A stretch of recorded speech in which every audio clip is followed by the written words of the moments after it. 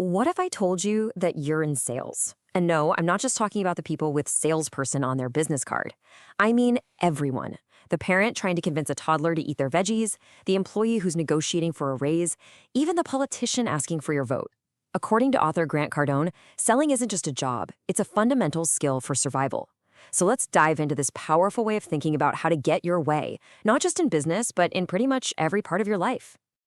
I mean, just look at how high Cardone sets the stakes here.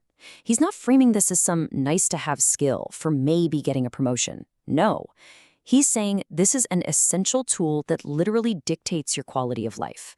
The degree to which you can influence outcomes, from convincing your friends where to go for dinner to closing a multi-million-dollar deal, is, in his view, the single biggest factor in your success. So to really get a handle on this, we're going to walk through 5 key ideas from the book. We'll start by reframing what selling even is. Then we'll get into the mindset of a pro. We're going to bust the biggest myth about price, understand why it's always about people, and finally, face the ultimate choice we all have in every single interaction. All right, first up, we need to completely tear down this idea that selling is something only some people do. The core argument here is that sales isn't an industry. It's a constant, daily human activity. You're doing it from the moment you wake up to the moment you go to sleep. When you look at the actual definition, it really broadens the scope, doesn't it? Persuading, influencing, convincing. Whoa. Suddenly that covers everything from debating an idea at work to getting your partner to agree on which movie to watch. Cardone's point is that in every single exchange of ideas, a sale is made. No exceptions. Seriously, think about it. A golfer talking to their ball, trying to persuade it into the hole? That's a sale. An actor in an audition has to convince the director they're the right person for the part. Heck, even when you're trying to merge into traffic, you're negotiating with other drivers. The bottom line is, in every one of these situations, you are trying to influence an outcome. And if we're all selling, well, then we're all working on commission. But here's the thing. The payout isn't always money. A promotion at work? That's your commission. Gaining new friends? That's a commission. Earning the trust of your family? That's a huge commission. He even says, true love is the ultimate commission, earned by persuading someone that you're the one they can build a life with. These are the real rewards for getting your way. Okay, so if we accept that we're all selling all the time, the next big question is, are we any good at it?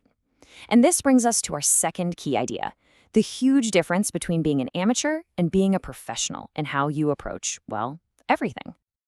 Now, this isn't about your job title. It's about your level of commitment. An amateur kind of dabbles. They hope for the best. A professional, on the other hand, devotes themselves completely. They learn every single part of their craft so they don't have to hope for results. They know how to create them. The pro can actually predict outcomes, and that's where real confidence comes from. So, what's the very first step to becoming a pro? It all hinges on making one single foundational sale. This is the one that comes before all the others, and without it, you're pretty much guaranteed to fail. That's right. The most important sale you will ever make is selling yourself on your own ideas, your own products, and your own value. I mean, think about it. If you aren't 100% sold, how in the world can you expect to sell anyone else? Your own conviction is the absolute make or break point. This quote just nails the level of conviction we're talking about. It's not about being lukewarm or kind of believing in it. It's about being so sold on your belief that you become unreasonable, even fanatical. Think of any great innovator. They were all told their ideas were impossible, right? Until they made them possible through just sheer fanatical conviction. And that level of conviction is absolutely key, especially when we get to our third section, tackling the single biggest excuse that holds people back. It's the excuse amateurs always lean on, but professionals know is almost never the real problem. So if you ask 100 salespeople this question, probably 99 of them are going to give you the exact same answer. It's the objection they hear all the time. So they just assume it's the real barrier. But is it? And the answer they'll give you is price. But according to Cardone, that is completely wrong. Price is almost never the real reason a sale is lost. It's just the easy, obvious excuse that's usually masking a much deeper, unspoken concern. So what's really going on? People don't buy because they lack confidence, not because they lack money. They're worried about making a mistake. They're asking themselves these deeper questions. So when they say it costs too much, what they often really mean is, I'm not convinced this is worth the risk. Trust me, people will give you their last dollar for a real solution they truly believe in. Okay, this is such a powerful and totally counterintuitive technique. When a customer says the price is too high, the amateur immediately starts scrambling to find something cheaper. The professional, they do the exact opposite. They show a more expensive option. Why would they do that? Because it reframes the whole conversation around value. It helps you figure out if the person just needs more confidence in the solution. After all, a buyer would rather pay more and make the right decision than pay less and make a big mistake. And this leads us perfectly into our fourth section, which really gets to the true nature of any transaction. It's not about your product, it's not about your service or your idea. It's always, always about the person sitting across from you. Check this out. This ratio is so fascinating. Companies are always pushing product knowledge, but the real pros know that success is 80% about understanding people and only 20% about the product itself. You can be the world's leading expert on what you're selling, but if you don't understand the person you're talking to, you're going to fail. So the big shift you have to make is to take a genuine interest in the other person. What are they actually trying to accomplish? What's their ideal outcome? What problems are they trying to fix?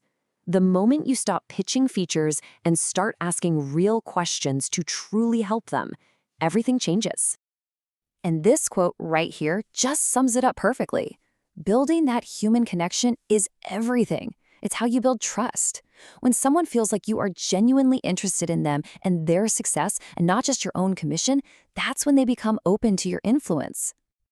Okay, let's bring all this home in our final section. We've redefined selling, we've adopted a pro mindset, we've busted the price myth, and we've put our focus on people. So what does all this mean for you, right here, right now? This is it. This is the core thesis of the entire book. There is no neutral ground. In any conversation, any negotiation, any debate, one person's viewpoint is going to prevail. The only question is, will it be yours? You are either selling or you are being sold. So let's just do a super quick recap. First, selling isn't a job, it's a core life skill. Second, to get good at it, you have to commit 100% and become a pro. Third, your most powerful tool is always going to be your own conviction. Fourth, remember that price is rarely the real issue. And finally, it is always, always about people first. And that leaves us with one final powerful question. In your very next interaction, whether it's with your boss, your partner, your kids, or a client, a sale will be made. Knowing what you know now, who's it gonna be?